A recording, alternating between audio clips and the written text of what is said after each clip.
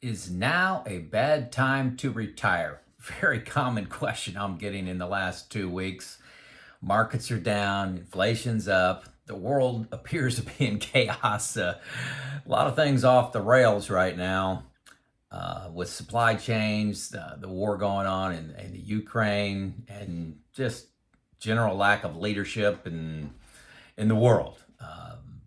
Whatever party you belong to, whatever belief you may have, there's a lot going on right now.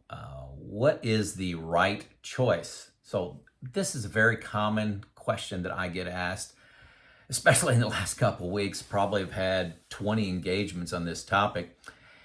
And then a little bit later, I'm going to talk about 4 questions that I ask people, and hopefully they will help you make a decision. I can't tell you what to do. I can just say this seems to help people that I talk to.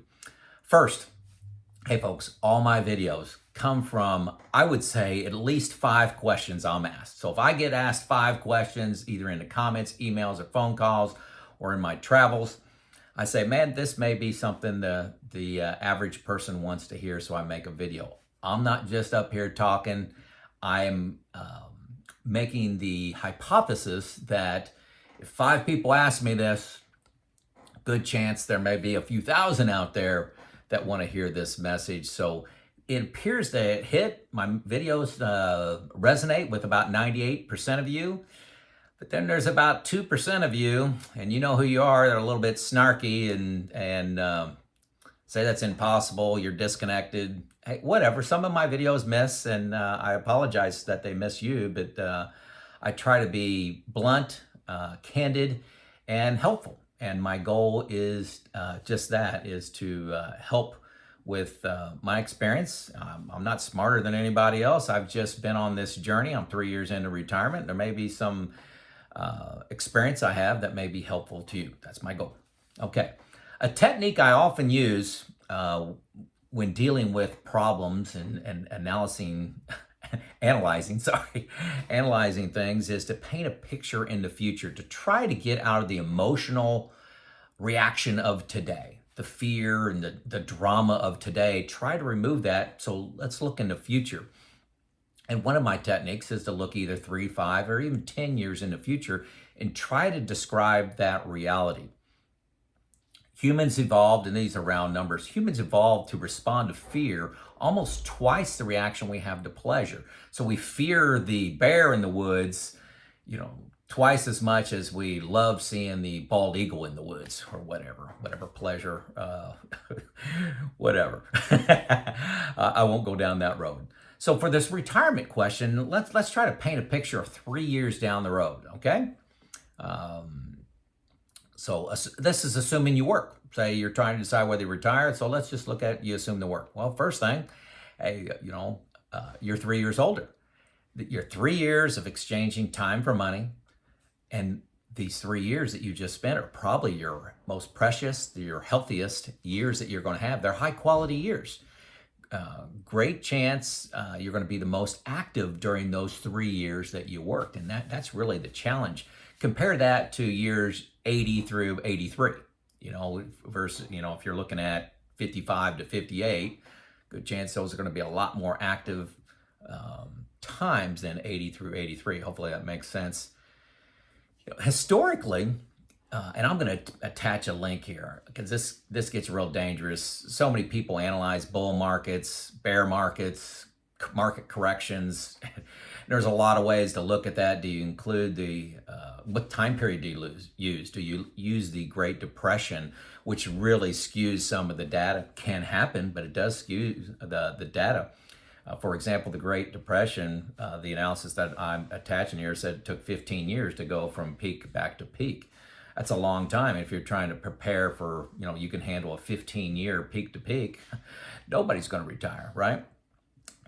So, I chose to use 3 years as the peak of a market through the trough back to the peak is around 3 years. That covers a majority of them. Not all, there were definitely some higher than that, and definitely bad things can happen. But hey, I'm going to plan my retirement based on 3 years. And that's why I keep 4 years In my bucket one, I use the bucket approach. I'm planning on a 4-year bear, and I can handle that with non-stock, non-invested non-risked assets. So that's why I keep 4 years in bucket one. It's critical that this is just a guide. This is not a guarantee of performance. Looking back at history, it's just a guide, okay? We could be heading into a 20-year bear. I don't know. Could be a perpetual bear. But, I'll talk about fear in a second. So, in this 3-year look ahead, you've saved more. Those are premium saving years. You're probably saved a lot. Hopefully, inflation has tapered a little bit over the next 3 years. That's a big assumption, but good chance it's not in this 9, 10, 20%, whatever we happen to be in now. Seems like 2025. If you go to the grocery store, they tell me it's 9.5. But so hey, the 3 questions I try to paint that picture for you. So 4 questions that I ask people and ask myself. I do this internally a lot more than I do with other people. 4 questions. Number 1, are you on the edge of being financially capable of retiring? So if you're on that very edge, you can barely do it. The math makes sense, but you can barely do it. Sequence of returns is a big deal. I think, look up what sequence of returns risk is. That's if you take your money out during a bear market, the impact of that's pretty dramatic. So a delay may make sense to you. Number 2, with the current 20% drop, are you still financially sound for retirement? So yeah, hey, I still pretty easily can still retire. Well, okay. Despite this being a bear, what are you worried about? Number 3, do you have a strategy as part of your overall financial investments to handle a bear market or a correction? For example, buckets. I have 3 buckets. Bucket 1 is 4 years of expenses. Bucket 2 is another 4 years of expenses. And bucket 3 is makes up my long-term investment. So I have a plan for this event. It's happening, and so I got a plan. And like I'm 3 years into retirement. Number 4, is your budget capable of flexing up and down in a market? So, for example, can you spend 15% less? A lot of times people have in their buckets, or not buckets, in their budgets to do some traveling. The first few years, they say, hey, I want $10,000 a year to do some traveling. Well, hey, if you retire, maybe you don't have to do the travel portion of your retirement the first couple of years. If there is a 3, 4, 5-year bear market, can you handle that? Okay. So only you can answer these questions, but there are 4 questions that seem to help people make a difference. So for me, I don't like making decisions based on fear. That's just a personal issue with me. I try to be logical. You guys know I'm an engineer. I've ran businesses. I do have buckets. That's my plan. Hey, when things go bad, I go to my buckets. Each bucket has a purpose. Bucket 1 is to manage through a bear. That's its purpose. So let it do its job. I'm prepared for it. Bears are normal. They're a normal part of the stock market. If you don't ever expect to have a bear and you're going to just want to crawl in a hole every time there's a bear, it's going to be a dramatic retirement for you. So bears are normal. Have a plan for it.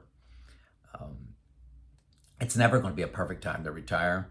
There's always going to be something going on. A bear, recession, inflation, a new car you need to buy, a new roof you need to put on a house. Got a wedding. I got a wedding this year for my daughter. Got to buy, just other things to buy. There's always an excuse. If you're looking for an excuse not to do something, it's pretty easy. Okay, retirement is a big change. You need to expect to be a little scared, and it's a jump. Another thing you could potentially do is, to mitigate this, and this is very popular, is can you scale back from full-time to 2 days a week? Can you work a part-time job that you may love more to bring your stress level down?